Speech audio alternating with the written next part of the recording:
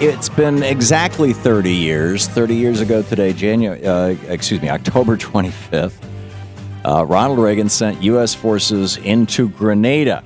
Now, prior to this, just on March 13th, 1979, Maurice Bishop had taken over that island and that island nation.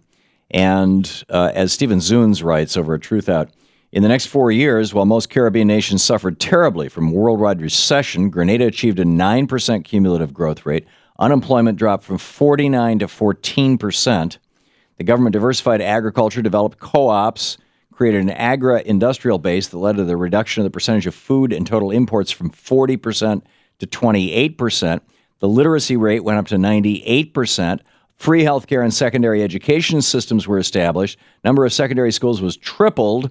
And scores of Grenadians receiving scholarships for studies abroad were established. Plus, the fishing industry, handicrafts, housing, tourism, expansion of roads and transportation system, upgraded public utilities. All of this was just way too much for Ronnie Reagan and his free marketeers and the billionaires who were supporting him. With us now is an old friend and just absolutely one of the most brilliant people I know, Don Rojas, who was the former press secretary to the late Prime Minister of Grenada, Maurice Bishop. And Don, welcome back to the program. Well, thank you very much, Tom. How are you doing, my brother? I am fine. It is so great to have you with us. First of all, am I pronouncing Grenada right? You are pronouncing Grenada right. You're absolutely correct. It's not Granada, okay. Not the city in Spain. It's Grenada, yes. Okay, right. So if you want to add to or correct anything I said in the setup, please do so. Everything you said was absolutely accurate. During the 4.5 years that the Maurice Bishop government was in power, it did achieve some pretty remarkable economic successes, and the quality of life for the people of Grenada, began to surge forward, coming out of long years of, first of all, slavery, and followed by British colonialism. And then followed by, after independence, a series of corrupt governments, quasi-dictatorships that ruled the country right up until 1979, when Maurice Bishop and his group of young revolutionaries overthrew the dictatorship and established a popular democracy in Grenada in 1979, March 1979. So here we have a popular democracy that is, radically dropping unemployment, reducing poverty, increasing literacy. Why did Reagan invade? Well, Reagan invaded because Grenada was becoming a beacon, a symbol of hope for people throughout the Caribbean region. The people of other countries in the Eastern Caribbean, from Jamaica in the north all the way down to Trinidad and Tobago and Guyana, they were observing very keenly this experiment in social transformation led by a popular progressive government, mm-hmm. and they were seeing tangible results. This was a democratic socialist government. This wasn't a full-out Castro-communist. Reagan then declared war, literally. Before they invaded in Grenada in October of '83, the Reagan administration carried out a campaign of destabilization on many different fronts, economic, political, diplomatic destabilization, to try to discredit the regime in the eyes of the people in Grenada. But all of that failed. And, I think what triggered the invasion was the growing close relations between Maurice Bishop and his government and the Cuban government.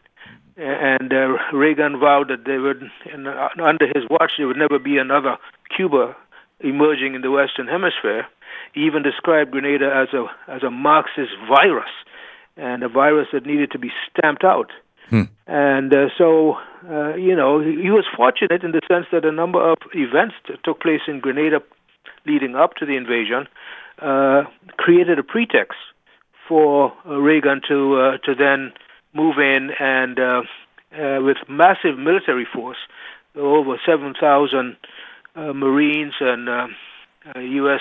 paratroopers and Navy SEALs and the whole nine. I mean, I lived through it. I saw up close and personal the ugly face of imperialism, and it's but some of us survived and we moved on, and 30 years later, of course, when we reflect on those memories, it becomes a very sad day for for those of us who survived. Yeah. Grenada now, yeah, I've been to Grenada just as a tourist. I mean, Louise and I were on a cruise ship that stopped there, and I remember the Nutmeg Cafe and very, very good rum drinks, but that's about it. Right. But it seemed like a very poor island when we were there. Has the potential that Maurice Bishop started? Well, unfortunately, following the invasion, Grenada saw a number of pretty backward right-wing or center-right governments came to power with the support of Washington.